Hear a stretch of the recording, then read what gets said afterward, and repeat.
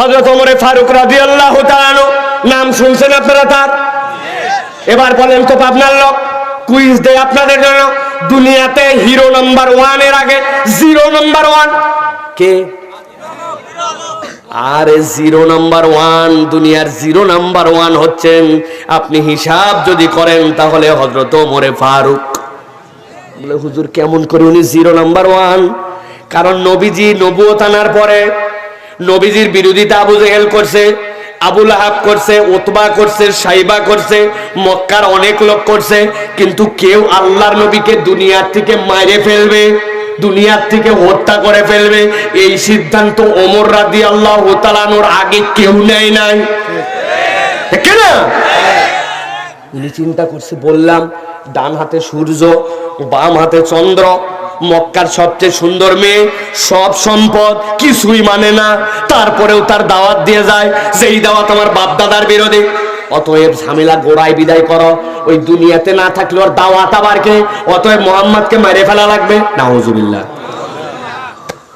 এই মুহাম্মদ সাল্লাল্লাহু আলাইহি ওয়াসাল্লামকে হত্যা করার যে ওমর সিদ্ধান্ত নিলেন, ওই ওমর রাদিয়াল্লাহু তাআলা আনহুকে পরিবর্তন কি দিয়া করছে? কিছুই নয়, কেবল তার বোনের বাড়িতে যাওয়ার পরে যে কোরআন শুনেছিলেন, ওই কোরআন তার অন্য কোন জায়গায় পরিবর্তন করে নাই।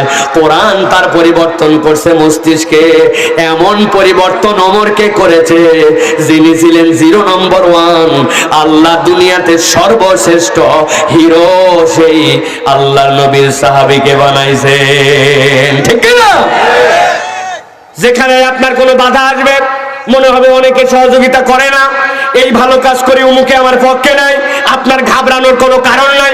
কারণ ওমর ফারুক রাদিয়াল্লাহু তাআলা আনহু ঈমান আনার পরে আল্লাহর নবীকে জিজ্ঞাসা করছেন, ইয়া রাসূলুল্লাহ, আপনি কি সত্য নবী? বলে বলো কি? অবশ্যই আমি সত্য নবী। ইসলাম কি সত্য? হ্যাঁ। আমার আল্লাহ কি সত্য? হ্যাঁ। বলে হযরত ওমর বলতেন, ইয়া রাসূলুল্লাহ, যদি সবই সত্য হয় তাহলে গোপনে দাওয়াত কেন? আমরা যে কয়জন আছি আমারে সামনে দেন, পিছনেও কয়জন রে দেন, দেখেন আমি কি বলি। ওমর বেরিয়ে আসছেন, আসার পরে বলেছেন, কারো যদি স্ত্রীকে বিধবা করার ইচ্ছা থাকে, কারো বাপকে যদি এতিম করার ইচ্ছা থাকে, কারো যদি তার মায়ের কাছে সন্তানটার মৃত লাশ পৌঁছানোর ইচ্ছা থাকে, ওমরের সামনে আয়, আয় ওমরের সামনে আয়। তাকবীর দিছেন একটা, মিথ্যা প্রকম্পিত হয়ে গেছে।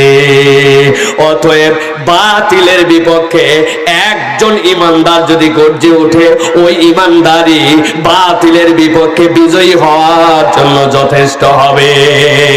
ঠিক না?